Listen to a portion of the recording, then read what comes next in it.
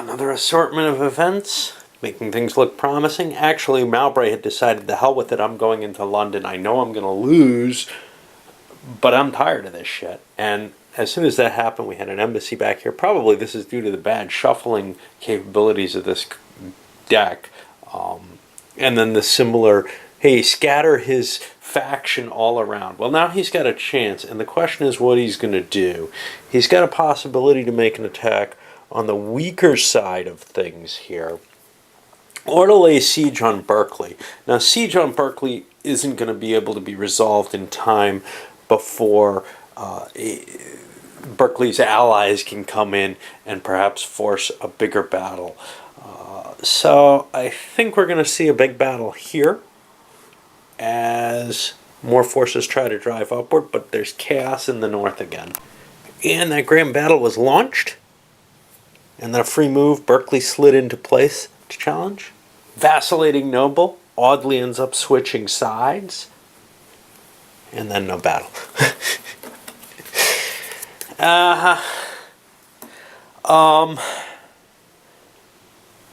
They have the advantage though right now.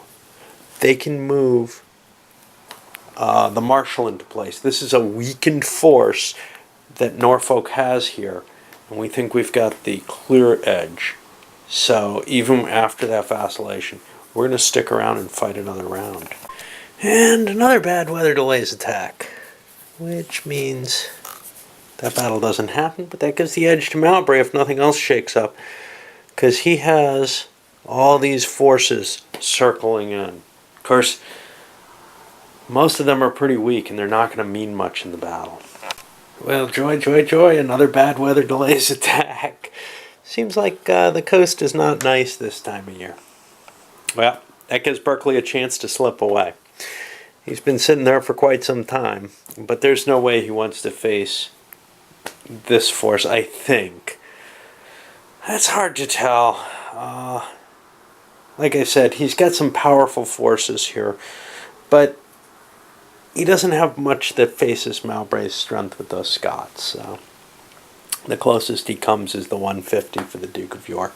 He's got a lot less total men. It looks really unbalanced to me.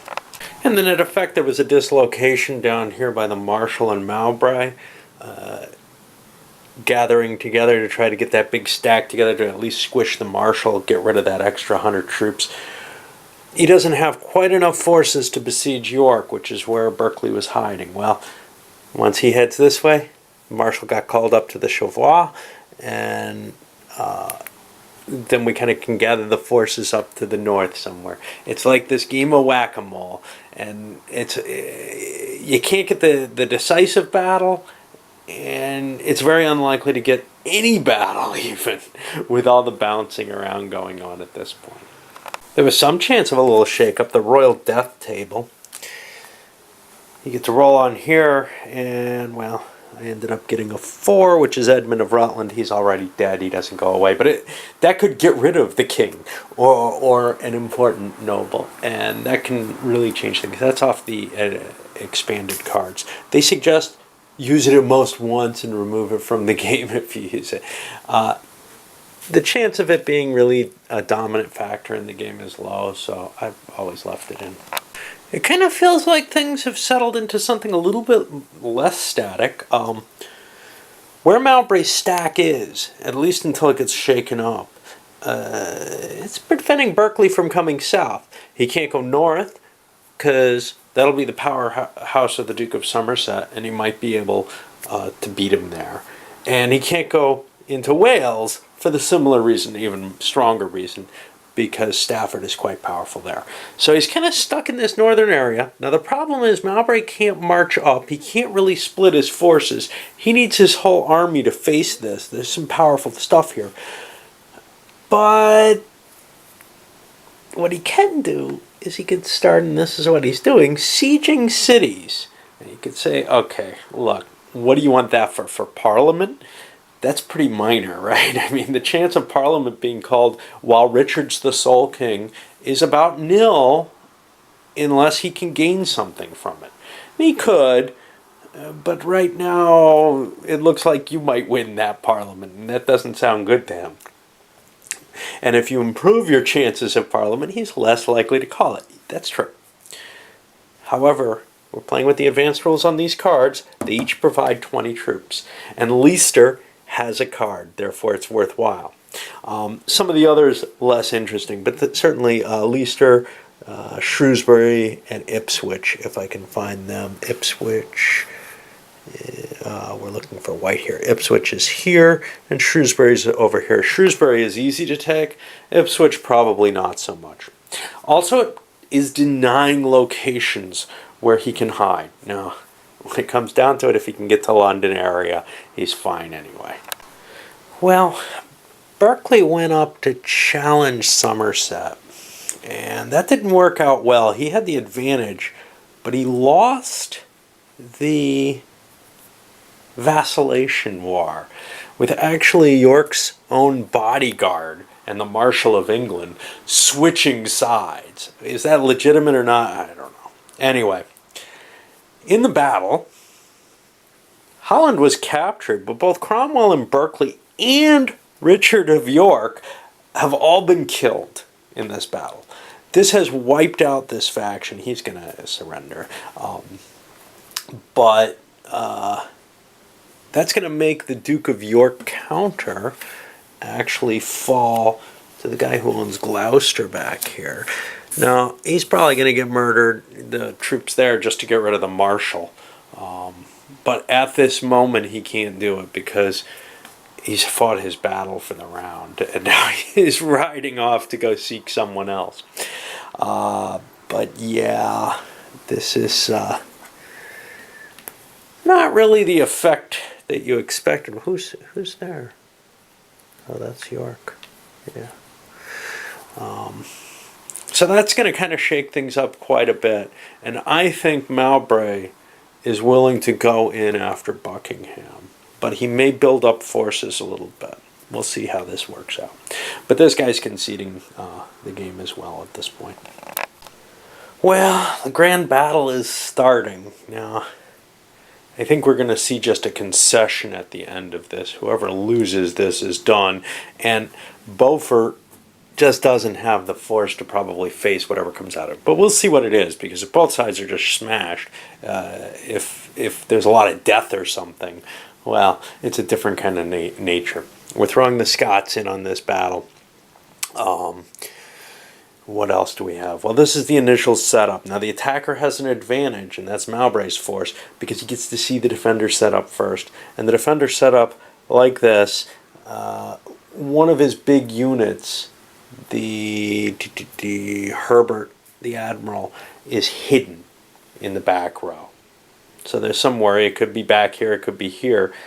What Mowbray's actually done is he's put a very weak force in his center, because he's hoping to just not have to, he's going to lose that fight right away, and try to concentrate on blowing both the wings away, and then bring overwhelming force in from the reserve. Due to the way battle positioning works, this is not working out well. It's 420 to 390. Mowbray attacked. Each side has a leader. That's not a 5-4, so it's a majority victory, so it flips to a majority in the other side's favor. It looks bad for the big folks that attacked. There's still a chance, but they've managed to knock out a couple. But they had some of their big guns knocked out, Percy and Neville, which is why they're in this position. And the way the battlefield works, he's moved over all the way over to a corner of the battlefield, so he can only be hit by 2 columns instead of 3.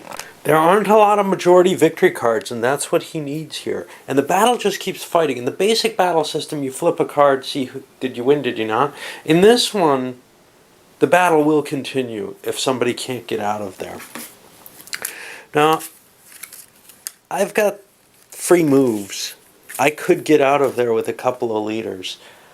But, you know, I'm going to just keep fighting it out, I think. Especially now that one of my big ones, Scrope, is dead.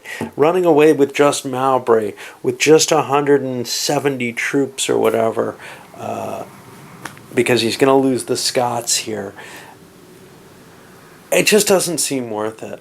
We took our chance and we'll just keep fighting. There's a chance that we might kill someone key here, as has happened with us, although the chances are higher for the weaker force. Well, Edward died. Finally, that swings the odds. It was up to about 3-1 with the losses, etc. Finally swung the odds enough that this entire force is captured. Now, Edward the Fourth, when he sort of kind of won, I mean, this is the thing, the War of the Roses didn't sit around with these factions kind of maneuvering around militarily most of the time. There were swaths of time where there were a lot of battles, or where there were armed camps, but there were also long periods where there had nothing to do with any military forces, where the standing armies were really kind of let down. Periods of 5 years where nothing was happening. This game doesn't do a good, accurate representation of that. So one of the questions is, well, do I just give up here?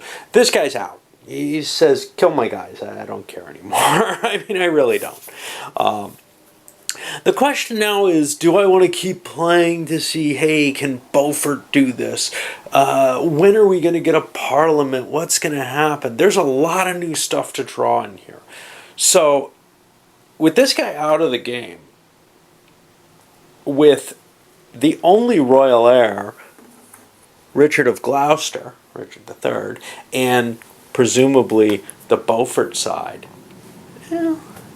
I think the game has taken a different shift, and it may be of some interest to watch. So I'm going to keep playing it, I think, just to completion. I'm not sure if I've ever played this to completion, to tell you the truth. I really don't know. I certainly don't think I ever have opposed, and I'll go into the reasons for that in a while. But, yeah. There might be some interesting circumstances that come out of it as a two-player engagement, drawing these cards and fighting it out.